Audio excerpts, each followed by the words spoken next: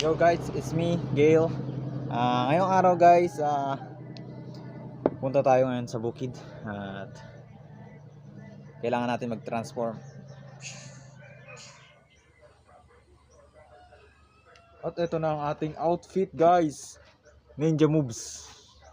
Ito naman ang ating gagamitin pang spray, mga George. Dito na tayo guys sa bukid. At ito ang ating sprayhan. Yan guys, oh. Mga ilang araw na lang pwede nang itanim yan.